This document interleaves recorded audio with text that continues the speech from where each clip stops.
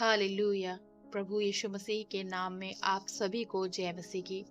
प्रभु का वचन कहता है, हमारे शरीर को जिस प्रकार से भोजन की आवश्यकता है, उससे भी बढ़कर हमारी आत्मा के लिए प्रभु का वचन जरूरी है। क्योंकि हम भोजन के बिना तो जीवित रह सकते हैं, लेकिन वचन के बिना हम कुछ भी नहीं हैं। क्योंकि ये वचन ही है जो हमें जीवन देता है। ये वचन ही है जो हमें एक निराशा में भी आशा देता है। और ये प्रभु का वचन ही है जो हमें हर एक समय में सांस देता है। और जो प्रभु की हजूरी में रहते हैं, वो हर एक समय में आनंदित होते हैं। और चाहे कितनी भी मुश्किलें क्यों ना हो, वो परमेश्वर में विश्वास योग्य रहकर उन मुश्किलों से पार पा जाते हैं। परमेश्वर का वचन भजन संहिता 32 अध्याय में दाऊद कहता है, क्या ही धन्य है वह जिसका अपराध क्षमा किया गया और जिसका पाप ढांपा गया हो। क्या ही धन्य है वह मनुष्य जिसके अधर्म का यहोवा लेखा ना ले और जिसकी आत्मा में कपट ना हो। जब मैं चुप रहा, तब दिन भर कराहते कराहते मेरी हड्डियां पिघल गई, क्योंकि रात दिन मैं तेरे हाथ के नीचे दबा रहा और मेरी तरावट धूप काल सी जो राहट बनती गई। जब मैंने अपना पाप तुझ पर प्रकट किया और अपना अधर्म ना छिपाया और कहा, मैं यहोवा के सामने अपने अपराधों को मान लूंगा, तब तूने मेरे अधर्म और पाप को क्षमा कर दिया। इस कारण हर एक भक्त तुझसे ऐसे समय में प्रार्थना करे जबकि तू मिल सकता है। निश्चय जब जल की बड़ी बाढ़ आए तो भी उस भक्त के पास ना पहुंचेगी। तू मेरे छिपने का स्थान है, तू संकट से मेरी रक्षा करेगा। तू मुझे चारों ओर से छुटकारे के गीतों से घेर लेगा। मैं तुझे बुद्धि दूंगा और जिस मार्ग में तुझे चलना होगा उसमें तेरी अगुवाई करूंगा। मैं तुझ पर कृपा दृष्टि रखूंगा और सम्मति दिया करूंगा। तुम घोड़े और खच्चर के समान ना बनो जो समझ नहीं रखते। उनकी उमंग लगाम और रात से रोकनी पड़ती है, नहीं तो वो तेरे वश में नहीं आने के। दुष्ट को तो बहुत पीड़ा होगी, परंतु जो यहोवा पर भरोसा रखता है वह करुणा से घिरा रहेगा। हे धर्मियों, यहोवा के कारण आनंदित और मग्न हो, और हे सब सीधे मन वालों, आनंद से जय जयकार करो।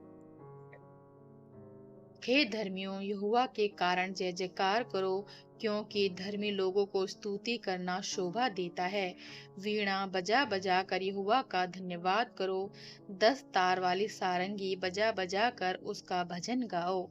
उसके लिए नया गीत गाओ, जय जयकार के साथ भली भांति बजाओ। क्योंकि यहोवा का वचन सीधा है और उसका सब काम सच्चाई से होता है।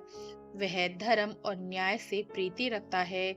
यहोवा की करुणा से पृथ्वी भरपूर है। आकाश मंडल यहोवा के वचन से और उसके सारे गण उसके मुंह की श्वास से बने। वह समुद्र का जल ढेर के समान इकट्ठा करता, वह गहरे सागर को अपने भंडार में रखता है। सारी पृथ्वी के लोग यहोवा से डरें, जगत के सब निवासी उसका भय माने। क्योंकि जब उसने कहा तब हो गया, जब उसने आज्ञा दी तब वास्तव में वैसा ही हो गया। यहोवा जाति जाति की युक्ति को व्यर्थ कर देता है, वह देश देश के लोगों की कल्पनाओं को निष्फल करता है। यहोवा की युक्ति सर्वदा स्थिर रहेगी, उसके मन की कल्पनाएं पीढ़ी से पीढ़ी तक बनी रहेंगी। क्या ही धन्य है वह जाति जिसका परमेश्वर यहोवा है, और वह समाज जिसे उसने अपना निज भाग होने के लिए चुन लिया हो। यहोवा स्वर्ग से दृष्टि करता है, वह सब मनुष्यों को निहारता है। अपने निवास के स्थान से वह पृथ्वी के सब रहने वालों को देखता है। वही जो उन सबों के हृदय को गढ़ता और उनके सब कामों का विचार करता है। कोई ऐसा राजा नहीं जो सेना की बहुतायत के कारण बच सके। वीर अपनी बड़ी शक्ति के कारण छूट नहीं जाता। बच निकलने के लिए घोड़ा व्यर्थ है, वह अपने बड़े बल के द्वारा किसी को नहीं बचा सकता। देखो, यहोवा की दृष्टि उसके डरवैयों पर और उन पर जो उसकी करुणा की आशा रखते हैं बनी रहती है, कि वह उनके प्राण को मृत्यु से बचाए और अकाल के समय उनको जीवित रखे। हम यहोवा का आसरा देखते आए हैं, वह हमारा सहायक और हमारी ढाल ठहरा है। हमारा हृदय उसके कारण आनंदित होगा, क्योंकि हमने उसके पवित्र नाम का भरोसा रखा है। हे यहोवा, जैसी तुझ पर हमारी आशा है, वैसी ही तेरी करुणा भी हम पर हो। आमीन। हर एक जन प्रभु में कहे आमीन।